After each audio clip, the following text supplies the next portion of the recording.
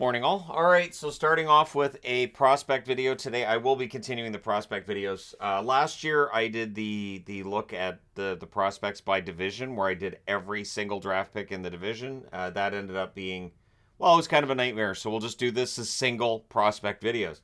So Tom Willander, 6'1", 186 centimeters. So he is above 6 feet tall, which is important in this National Hockey League. 179 pounds, 81 kilos. You can get away with having one guy under 6 feet and maybe a couple of smaller sized defensemen, but you do have to have those big defensemen if you want to win. And for the Canucks, they've had some smaller end defensemen, and with Willander, at least he's one of the bigger defensemen. So what interests me with Willander is to see what the Canucks saw here. So at 179 pounds, at 6'1", he's probably going to take a couple years to fill out. That's okay. He is headed to Boston University. So he goes from Sweden to the NCAA. That's an interesting route to take. We'll see how it goes for him. Now, when you look at his rankings, this is why I was kind of surprised when the Canucks drafted him at 11th.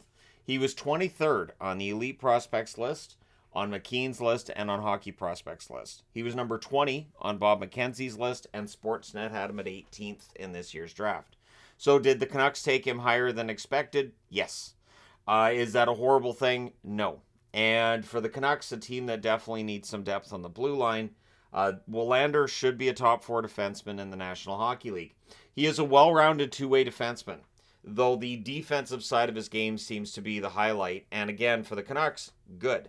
If this guy can eventually play on the same team as Quinn Hughes, and if he can be a defensive player and Hughes is your offensive player, we know how important it is to have a defenseman that can play both games. But the two-way game, and there are some who think that his offense is being underrated by some of the scouts, maybe some of the scouts who I am referencing in the notes here.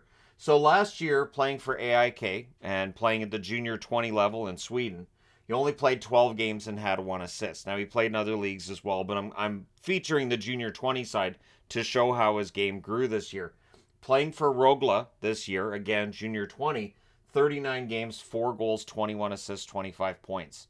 So that's good. You know, his numbers get better. He's moving up. That's how things should work. Playing at under 18 tournaments. So his international play with Sweden, he ends up playing 19 games, 3 goals, 9 assists, 12 points. And he kind of wowed at the under 18 World Juniors. So being a very solid defenseman, good two-way defenseman, and bringing his best game in the under 18 World Juniors, that's going to turn some scouts' heads. Maybe that's part of the reason why the Canucks take him where they do. But at the very least, he's seen as a very good skater, solid acceleration, and his edge work is very good, meaning that he can stop and start on a dime. He is a player who, if he coughs up the puck and has to come back and get it, he can, and he will. And that's important with a young defenseman especially, because they do make passes that you go, where was that going with? But when he makes that pass, he can come back and recover from it. So that's an important part of his game. And it should translate well to playoffs. So that's one thing to keep an eye on, is that with the defensive game he plays, and he's apparently a nightmare to play against for attacking forwards, that should translate well to the playoffs. So it really sounds like this is a player that it makes a lot of sense the Canucks would grab him in the first round. Average shot, so he's not a great shooter. He's unlikely. And again, there's some division on this, because I've seen reports since that, well, maybe he's got more offensive upside than the scouts think, but he's seen as unlikely to produce big point totals. So maybe a 20 to 25 point producer. But again, they've got Hughes, they've got defensemen that can produce points. They do need that two-way defenseman who can defend really, really well, and that would appear to be Willander.